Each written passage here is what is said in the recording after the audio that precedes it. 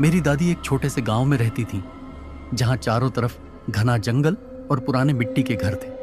Quickly, उस get गांव में inside. रात होते Don't ही look back. लोग जल्दी Did you अपने hear that दरवाजे बंद noise? कर लेते Shut थे, the door. क्योंकि वहां एक पुरानी हवेली को लेकर बहुत डरावनी बातें मशहूर थीं।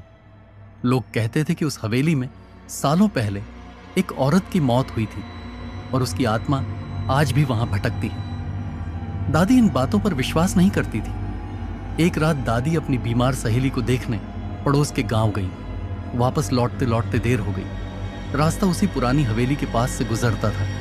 चारों तरफ सन्नाटा था, सिर्फ ठंडी हवा और पेड़ों की आवाज सुनाई दे रही थी। जैसे ही दादी हवेली के पास पहुंची, उन्हें किसी के पायल की आवाजें सुनाई दी। छन छन छन। दादी ने पीछे मुड़कर देखा, लेकिन वहां कोई नहीं था। उन्होंने कदम तेज कर दी। तभी अचानक हवेली की टूटी खिड़की अपने आप खुल गई। दादी डर गई, लेकिन हिम्मत करके आगे बढ़ने लगी।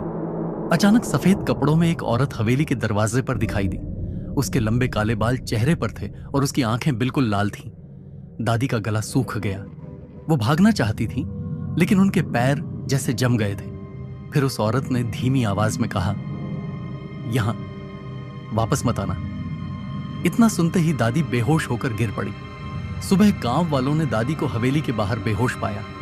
जब उन्हें होश आया तो उन्होंने सारी बात बताई। उस दिन के बाद दादी ने कभी रात में अकेले बाहर निकलना बंद कर दिया और आज भी गांव के लोग कहते हैं कि आधी रात को उस हवेली से